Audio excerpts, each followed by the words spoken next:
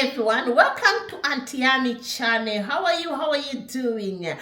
Do you know that Faso has resumed a citizenship for Black African Americans, Jamaicans, and all Caribbean countries, even Black who are based in UK, plus also all Africans who are interested to go and help to build Burkina Faso.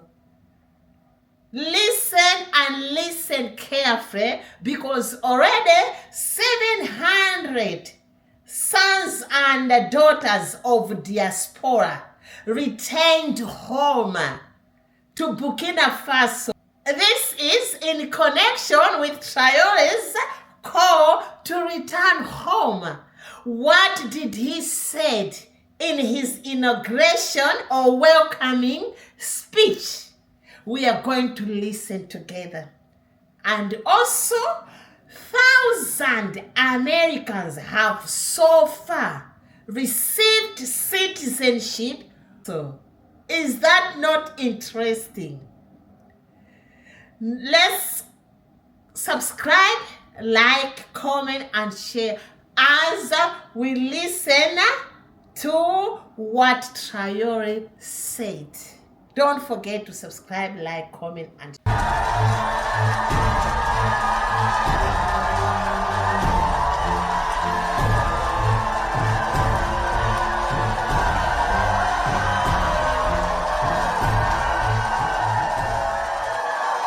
Hello, comrades. Hello to all my dear brothers and sisters, and welcome home. I warmly welcome you.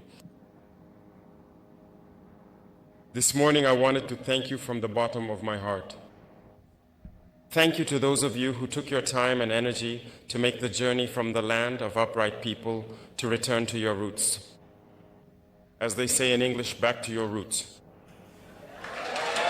Thank you for coming.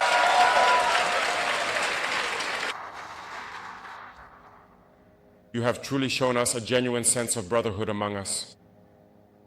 You have honored us, and I sincerely pray to God that He will continue to bless each and every one of you, to grant you good health, happiness, and the strength that is needed in your lives to keep coming back time and time again to your roots, your origins, and the place where you truly belong.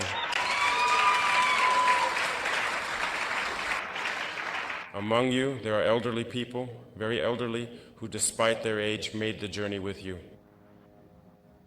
I thank you infinitely from the bottom of my heart, and may God continue to comfort you.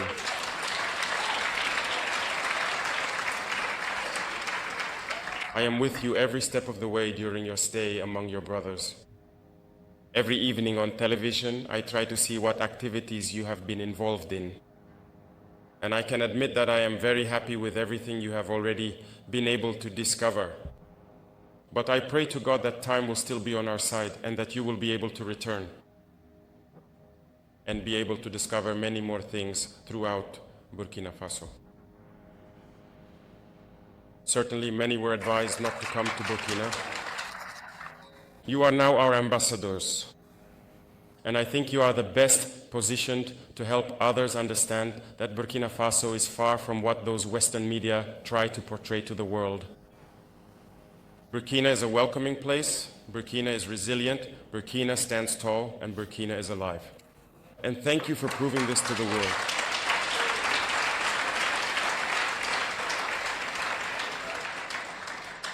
I also sincerely commend you for your unwavering determination to support us in our struggle, to support your brothers and sisters here in Burkina Faso by investing in every possible field. I discussed this yesterday with Prime Minister Renk regarding the permanent residence card. Certainly, we had set conditions for obtaining the card, as well as other financial requirements.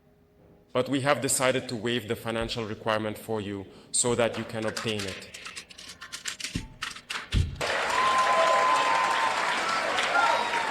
So for you, it will simply be a matter of only dealing with the card itself. For all the other requirements, you will be exempt. And thank you for leading the way for all those who wish to obtain this card and be able to invest and stay in Burkina.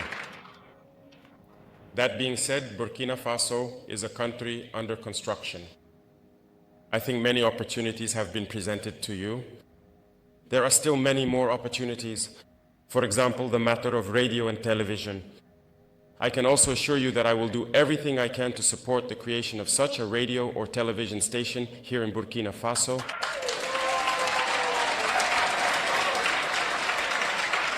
Because communication is a powerful tool. And truly, no one can tell our story better than we can ourselves. For a long time, they were the ones who told whatever they wanted about Africa. They were the ones who told whatever they wanted about black people.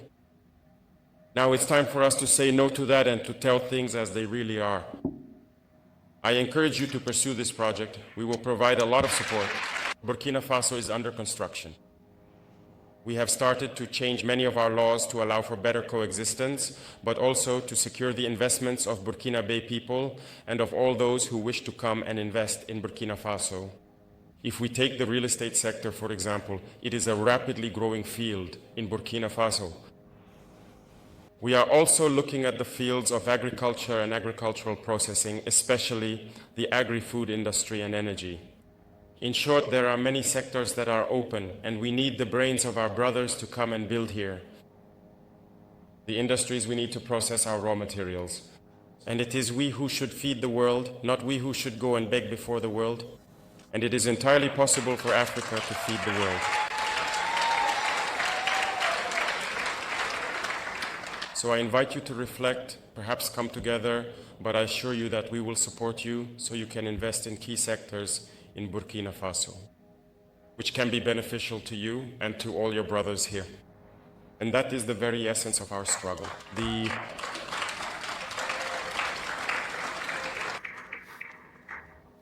Ministry of Foreign Affairs will continue this great work they have started, and I would like to congratulate them for this initiative with the Institute, which has managed to do this wonderful work, to continue presenting opportunities to guide and channel you towards structuring and beneficial investments. And we will continue to monitor this very closely so that you are not disappointed with your investment in Burkina Faso. And recognize one thing. The struggle we are waging is tough, and it is a test of endurance. And you have decided to carry our message throughout the world. We are not fighting for Burkina Faso alone. We are fighting for Africa.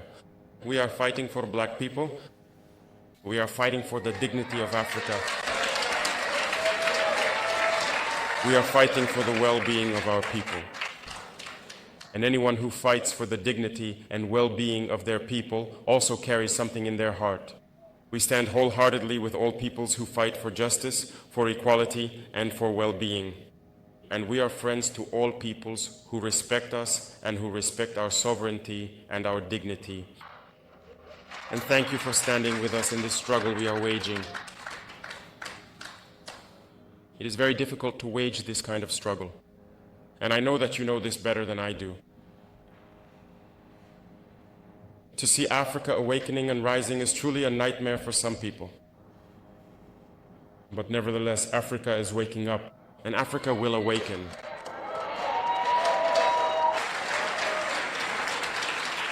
We will not be complicit in their simple, perhaps heartfelt wish. The wish to see Africa become the reality of what they have thought and said about Africa, namely a land of slaves, a cursed land. We will not be complicit.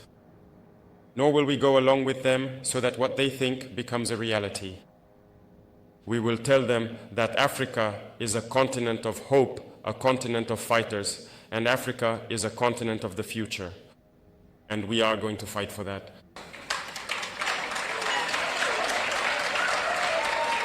Some will say that it is impossible for Africa to catch up, to awaken.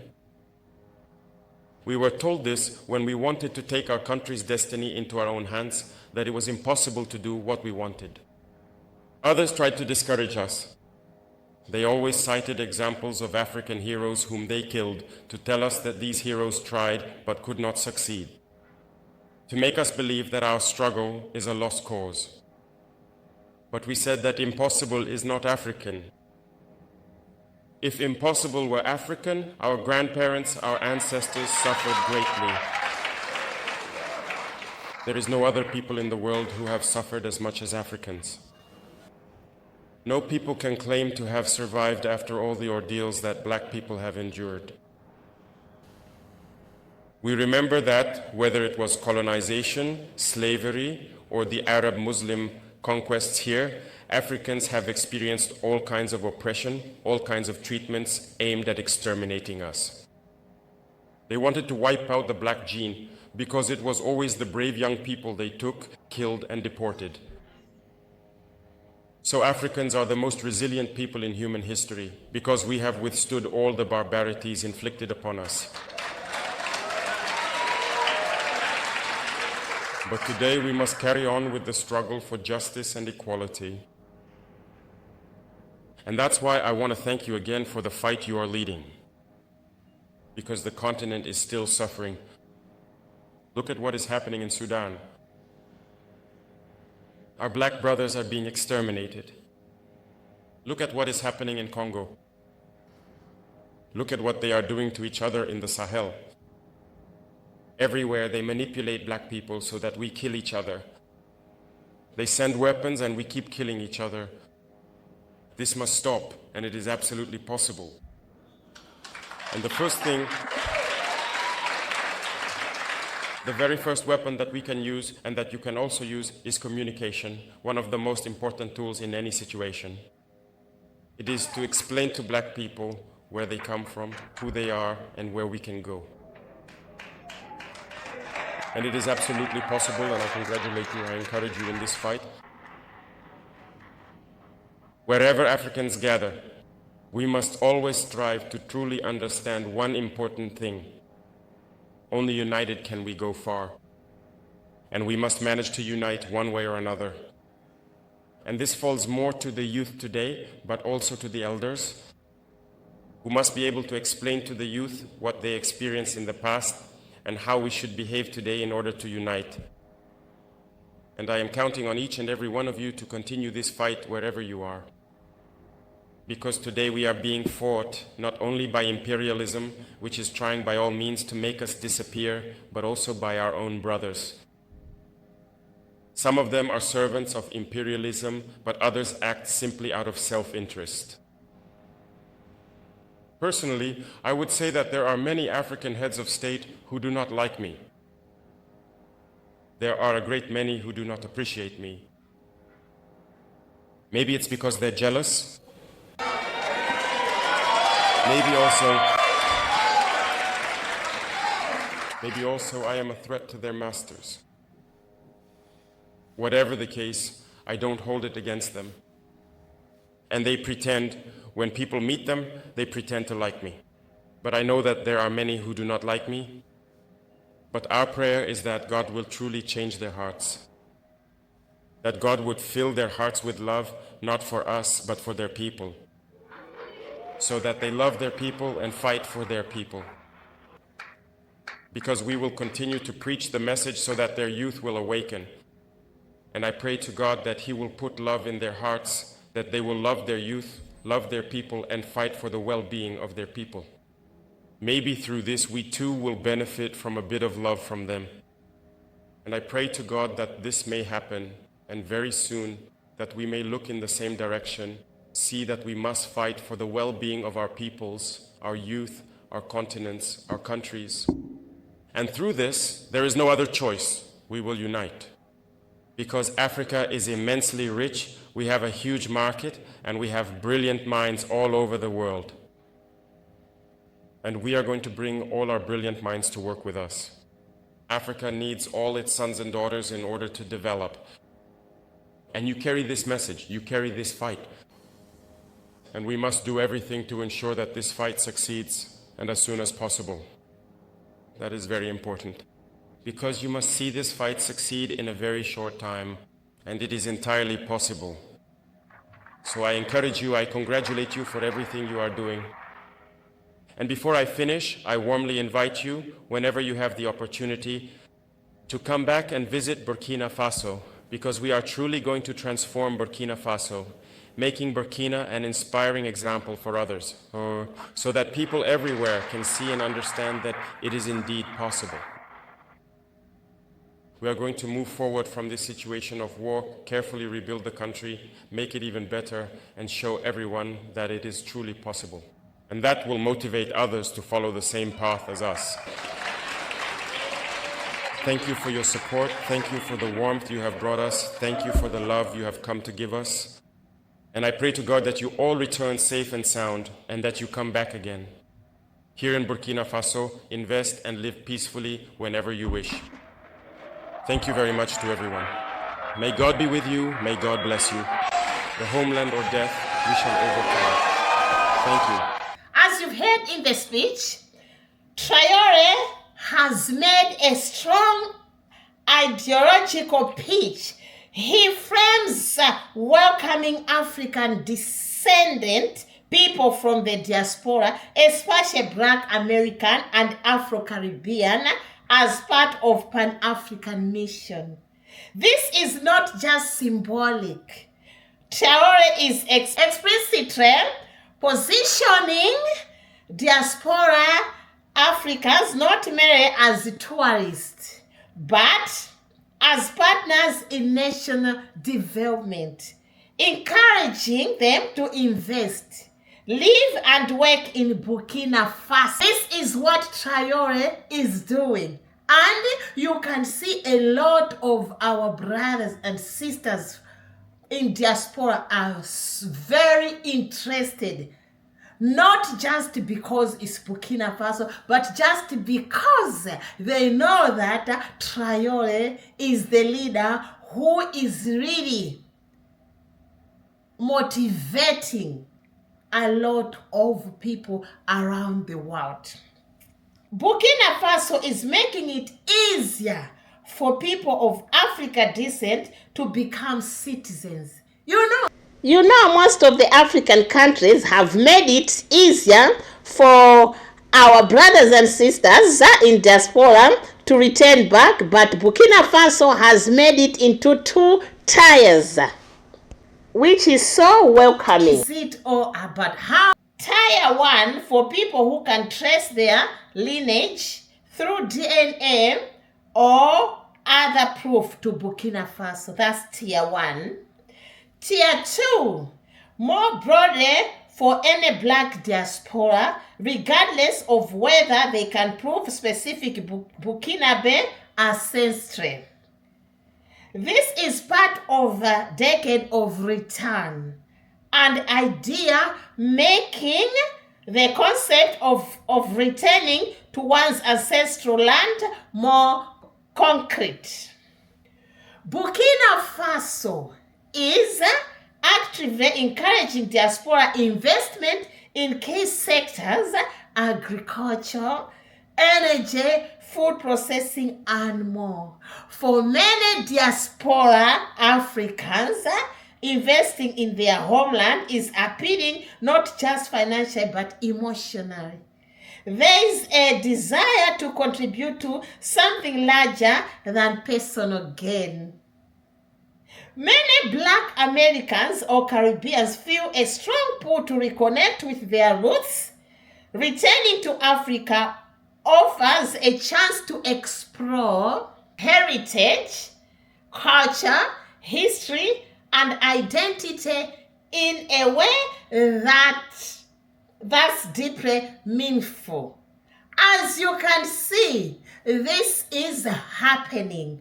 And I don't want to waste your time because I want you to hear the testimonies from our brothers and sisters who have already moved to Burkina Faso. How are they feeling? How is it going on? Listen as you subscribe, like, comment, and share. Of October, over 700 sons and daughters of the diaspora answered President Ibrahim Traoré's call to return home. They landed in Burkina Faso with one purpose: to rebuild what was broken and reclaim what was theirs. This is their story. But we are talking about the diaspora saying, no more talking, it's time for action. So we are coming to play our part, to join our brothers and sisters in Burkina Faso in building not only the Burkina Faso we want, but also the Africa that we want. We're also sending a message to say, we don't know how you Burkina did it, but you are all awoken.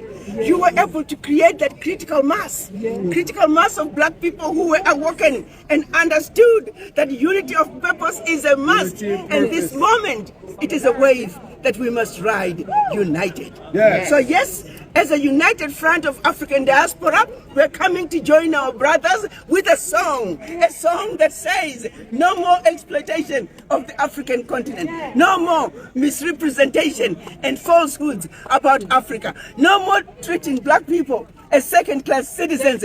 As a united front of African diaspora, we are going to ride the wave, all the way across the Atlantic to Burkina Faso. Burkina Faso. Yeah, yeah.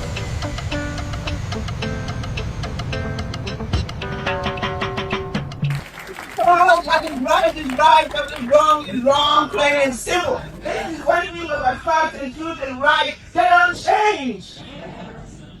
So why has it taken us so long to right this wrong?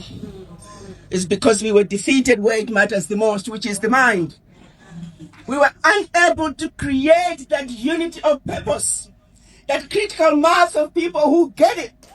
People who says no. Back, a group of young South Africans are off to Burkina Faso as part of the African Diaspora Development Institute's Going Home initiative. Are joined by influencer and youth activist Peter Kriel. And we'll make our way into the country of Burkina Faso, to the capital city, where we'll meet with a bunch of youth leaders, youth participants, activists, entrepreneurs from all across Africa.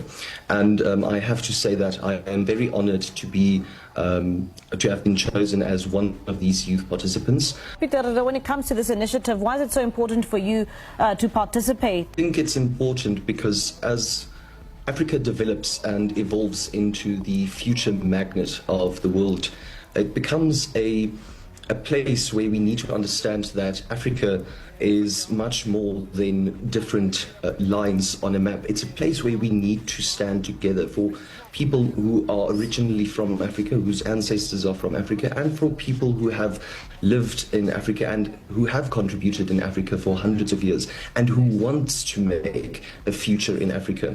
I think it's important for myself to attend this conference because it brings a new perspective. It shows that we are open as the Afrikaner or the white community in South Africa to listen to different opinions and to bring prosperity to the African continent, which is important.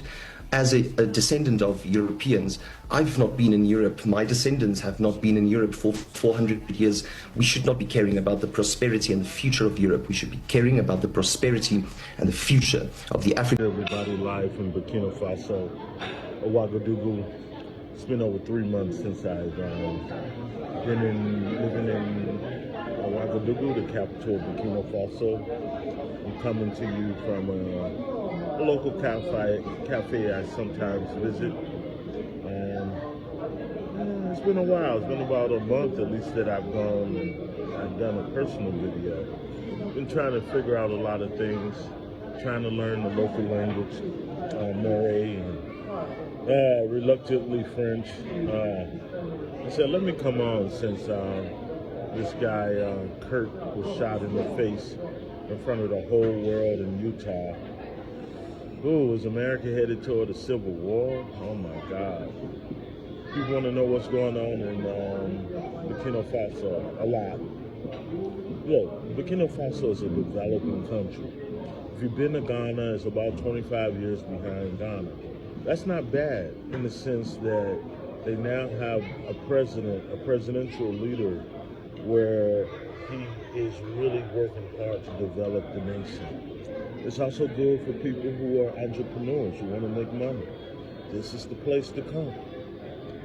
all of Africa, but you know, you want to make money in the capital here, some capital, $5,000, $10,000, $15,000 you can do. Everything is needed. The president of Burkina Faso just canceled visa fees for all African nationals. Now, whether that transfers to the diaspora, I don't think so, but I can go to the Ministry of Foreign Affairs and ask them, but it exclusively says all African nationals. Now, what if you have a DNA that shows that you are from Africa? I don't know. It doesn't say that. It says nationals. So the diaspora is still up in arms on how people whose ancestors were taken from Africa fit into this. So, but I'm here. I'm living. I'm not working yet. Looking for some business opportunities.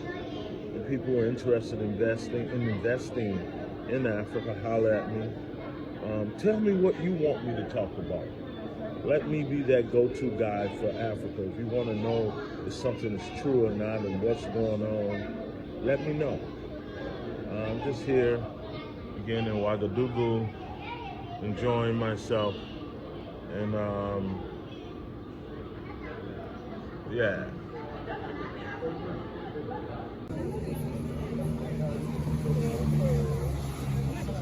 We're at the Thomas Sankara Memorial, the group of African Americans. Okay, so next step. And we're doing the Faso Mebo, means community work. This is the 66th anniversary of the Burkina Faso National TV and radio station. And so in commemoration of that anniversary, the workers, the future journalists are all out here working, doing community work at the Thomas Sankara Memorial. Here's some of the people from the U.S.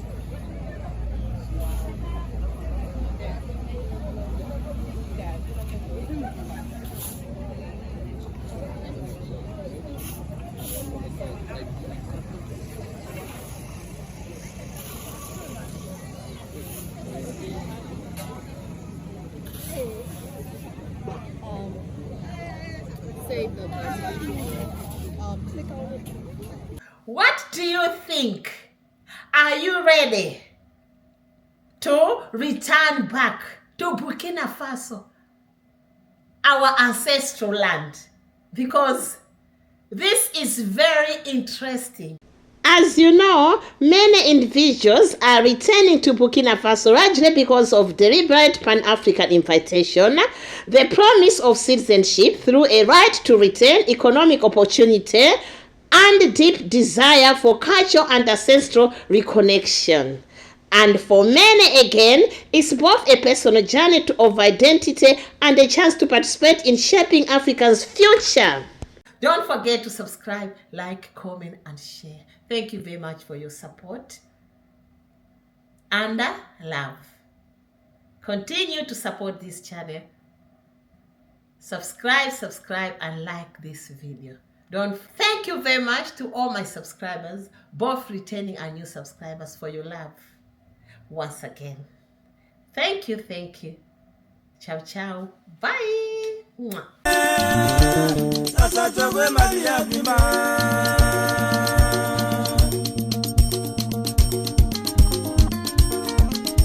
Changa, God Sapasa, Boba Isa, Marco Wazanga, Kasenene, Sianu Lungu, Costin Mudeya,